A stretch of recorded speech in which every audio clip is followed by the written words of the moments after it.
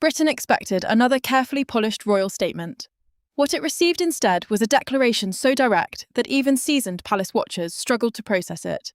Prince William did not speak about reconciliation, patience, or a distant family compromise. He spoke about the future, and in a few controlled sentences, the future king closed a door Meghan had once believed might never fully shut. The announcement was calm. Its consequences were anything but. Before we go deeper into what this really means for the royal family, make sure to subscribe so you don't miss a single update. William stepped into the briefing, knowing there could be no retreat once the words left his mouth. A royal briefing, a formal palace statement defining the Crown's public position, usually hid family problems behind careful language.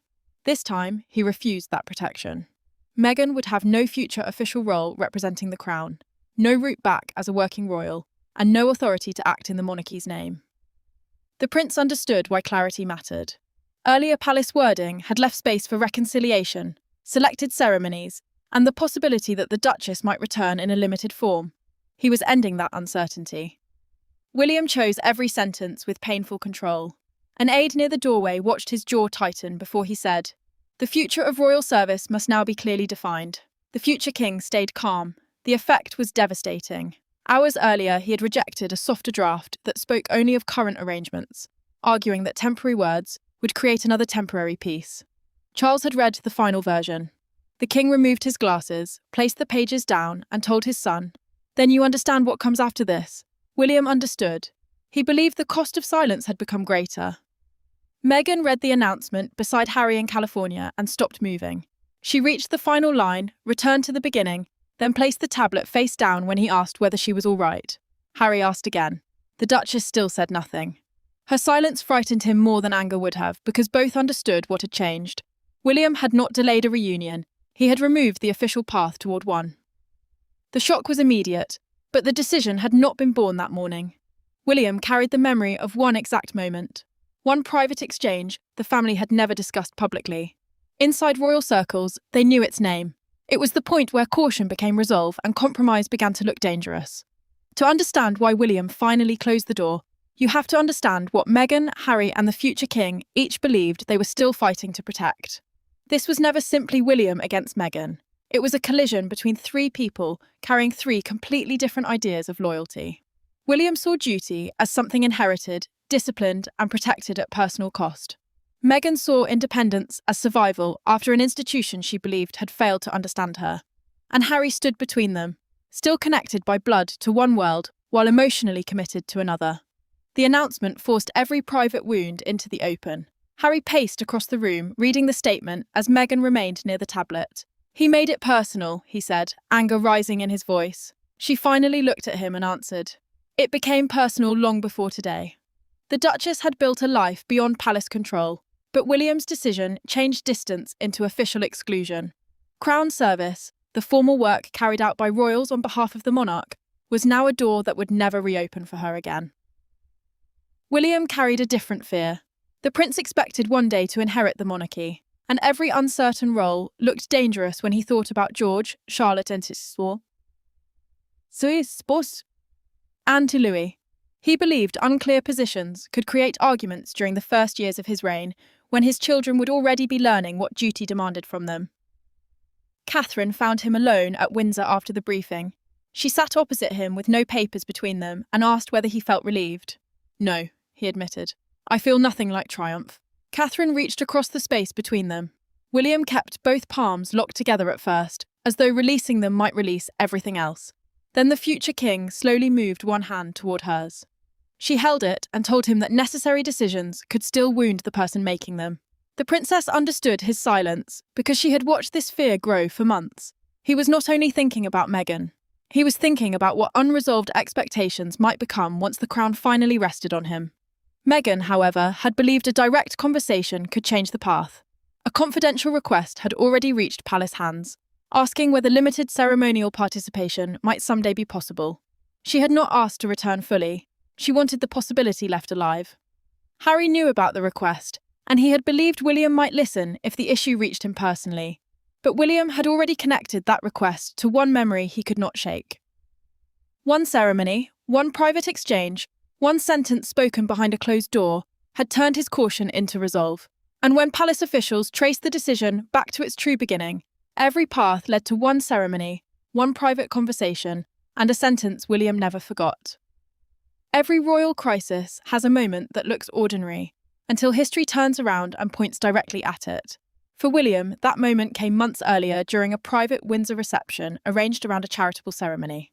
There were no shouting matches and no dramatic exits at first, just a short conversation behind a closed door. Yet, by the time the prince returned to the reception, his expression had changed, and the people who knew him best immediately understood that something irreversible had happened. Meghan had arrived carrying a request that sounded limited, even reasonable. The Windsor Foundation reception, a private gathering linked to royal charity work, had brought senior family members together around future international projects. Her proposal focused on a crown-linked initiative, meaning a project publicly connected to the monarchy and its charitable mission. She wanted permission to appear at selected events without formally returning as a working royal. To her, it offered flexibility. To William, it reopened the exact uncertainty he feared. William asked to speak privately. The prince listened, then told Meghan that royal representation could not be entered and exited according to personal terms. She stared at him before answering that he was deliberately confusing independence with disloyalty. The future king did not raise his voice. He simply repeated that public authority carried responsibility, and responsibility could not be switched on for ceremonies and off when expectations became difficult. Meghan felt the rejection immediately. Before leaving, she told William, "One day you may need people outside the walls more than you think." Harry entered minutes later and found her visibly shaken. He followed his brother into a side corridor and demanded that the discussion be reopened. William refused. Harry pressed again. The prince answered that the decision was not about punishing his wife, but he would not debate the same question through anger. Catherine found William later in a narrow private room. He loosened his cuff, placed his phone on the table, and repeated Meghan's final sentence, word for word. The princess listened as he fell silent. Then the future king looked at her and said, "We cannot leave this unclear." That night, he requested a confidential review of every undefined future privilege linked to non-working members of the family. The review would examine who could represent the crown and under what conditions. Months later, Meghan's new confidential request reached William. He recognised the same question instantly. This time, there would be no quiet review and no temporary answer. The Windsor reception created the wound, but Meghan's next request forced William to look directly at it and finally face her without courtiers standing between them. The confrontation did not happen beneath chandeliers or before an audience of advisors. William insisted on something far more uncomfortable, a direct conversation. No press office, no senior courtiers speaking for either side. When Meghan joined the private call, the prince already had her request in front of him. She knew immediately this was not a courtesy discussion. He knew immediately she would challenge him. For nearly 40 minutes, two completely different visions of royal identity collided without disguise. Meghan began carefully. Her confidential request asked for a defined pathway into selected Commonwealth-linked events and major family ceremonies. Commonwealth events, gatherings connected to the group of nations historically linked to the British Crown, often carry deep symbolic weight, while ceremonial appearances can signal who still stands close to royal life. She was not asking to return full-time. She wanted a narrow route left open. William had read every line before the call began. Meghan asked the question directly. "Have you already decided before hearing me?" William paused. The prince admitted his concerns had existed long before her request reached him. He said the monarchy could not carry half-defined authority because the public needed to know who spoke for the crown and who did not. The Duchess answered that his version of clarity felt like punishment dressed as duty. William did not interrupt. He let the words sit between them. William then revealed, through the private recorded call, kept for confidential family reference, that he had reviewed a succession-era framework. The framework was a planned set of rules for how royal roles would operate during his eventual reign. It was designed to prevent anyone outside active service from suggesting they might still hold representative authority. Meghan understood the change instantly. This was no longer about one request. The future king was shaping his monarchy, and she was the first major person feeling its force. Meghan asked whether there was any version of the future where his answer changed. William looked down at the folder, then closed it. The prince raised his eyes and said, "Not while the responsibility is mine." She stayed silent for several seconds. He did not soften the sentence. William ended the conversation without reconciliation, but his final words carried another warning. He told Meghan that he had not reached this position alone. Someone inside the monarchy had spent months pushing for cleaner boundaries and had quietly strengthened the case he was now making. But William could close a folder only because the machinery behind the crown had already shown him exactly where the real power rested. Royal power rarely arrives with raised voices. Sometimes it appears as a thin file, a carefully marked paragraph, and a monarch refusing to interrupt his heir. Behind William's announcement stood months of private preparation involving constitutional advisors and the most emotionally difficult approval of all, Charles's decision not to stop his son. The king understood exactly what the statement would do to Harry. Yet when William placed the final framework before him, Charles faced a choice between fatherhood and institutional clarity. William knew his authority did not allow him to rewrite family identity. The prince could not erase blood, marriage, or personal history. What he could define was royal representation, the official right to speak or appear publicly on behalf of the crown. That distinction mattered because future royal service would depend on clear boundaries, especially once the future king inherited greater responsibility. Charles also understood why the framework had reached him. Any immediate palace announcement, carrying present royal weight, required the monarch's awareness and acceptance before it could move forward. Charles read the section concerning Meghan twice. The king stopped at the words, "No future official representative role," and looked at his son. "Does Harry understand how permanent this is?" he asked. William did not look away. "He will after today." The monarch felt the answer more deeply than he showed. He remembered his youngest son's previous departures, the silence that followed them, and every failed attempt to keep family pain separate from royal duty.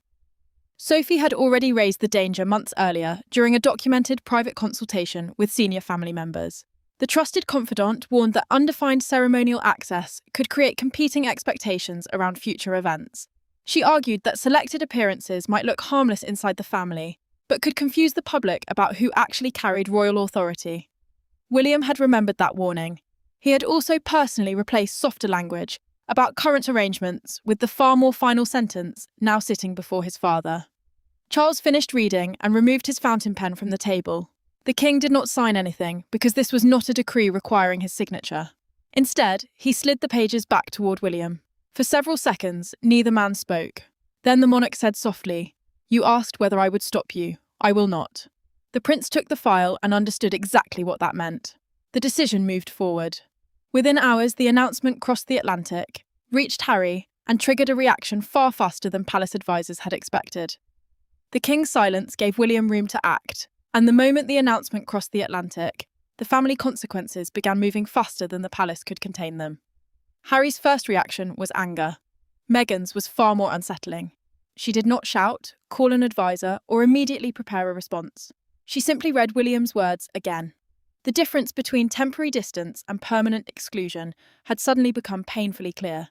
For Harry, the announcement felt like his brother had judged their entire future without him. For Meghan, it carried another message entirely. William had finally stopped expecting her to return in any official form. Harry reached for his phone as calls began moving between legal representatives, communications aides, and family contacts.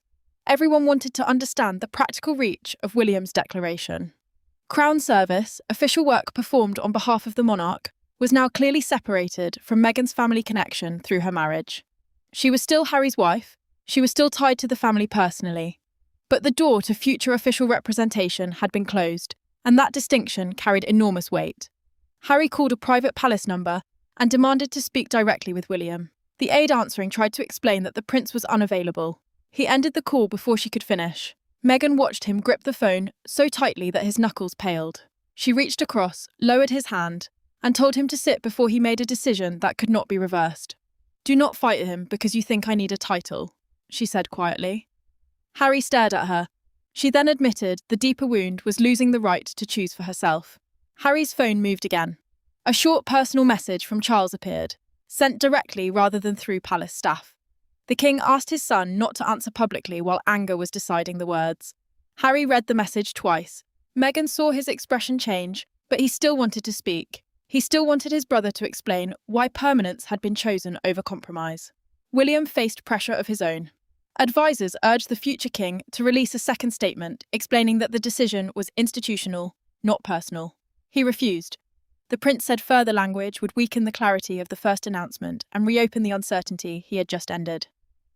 Night deepened, But the anger did not. Harry tried again. This time, William answered. For the first time since the decision, there were no aides, no prepared statements, and no carefully controlled palace words standing between them. Hours of official language had pushed the brothers apart, but one private call was about to strip away the monarchy and leave only William and Harry. There was no secretary taking notes when Harry finally reached William. No prepared statement sat between them. For several seconds, neither brother spoke at all. Years of public arguments, private disappointments, and family grief seemed to occupy the silence. Harry wanted to know why William had made Meghan's future sound so final. The prince did not hide behind procedure. His answer was painfully simple. Uncertainty had damaged all of them for too long, and someone had to end it. Harry challenged his brother directly. He asked what right William had to define Meghan's future relationship with royal service. The prince answered that he had defined the crown's role, not her personal life. Crown service, official work carried out in the monarch's name, depended on clear authority because public appearances could easily be understood as royal approval. The distinction mattered to William. It also mattered because every family argument had become tangled with official questions. Neither brother could discuss one without reopening older wounds. Harry's anger sharpened. He told William the announcement had made his wife sound like a threat. The future king answered immediately. Meghan is not the threat, ambiguity is. Harry went quiet, then asked whether his brother understood what the statement might do to their relationship. William admitted that he did. The Duke's voice dropped. Then you knew the price before you said it. The prince did not deny it. William finally explained what had happened during the drafting process. Through the private conversation between the brothers, he revealed that he had rejected language attacking Meghan personally. The prince had ordered every reference to character, conduct, and motive removed from the statement. He wanted the decision limited to future royal function. Harry had expected condemnation. Instead, he now understood his brother could have allowed far harsher words and had deliberately refused them. Harry's anger did not disappear, but it changed. He had already been considering an immediate televised response, a direct public answer that would challenge William's announcement before Britain had finished absorbing it. Now he stepped back from that plan. The Duke did not forgive his brother. The prince did not reverse the decision. But neither man used the final minutes of the call to wound the other further. Harry finally said, William, not prince, not heir, just his brother's name. William closed his eyes and answered, I know. Neither attempted a goodbye. By dawn, the absence of Harry's expected counterattack had become a story of its own, and Britain filled that silence with an extraordinary public reaction. By sunrise, William's announcement was no longer a private family fracture wrapped in palace language. It belonged to Britain. Radio callers argued over loyalty. Broadcasters replayed the prince's exact wording. Outside the royal gates, strangers debated whether he had protected the monarchy or hardened it beyond recognition. Yet one image captured the national mood better than any expert panel. A newspaper held silently above a crowd near Buckingham Palace, carrying 4 enormous words, William closes the door. Britain divided almost immediately. National broadcasters described the declaration as the clearest definition yet of Meghan's long-term separation from official royal.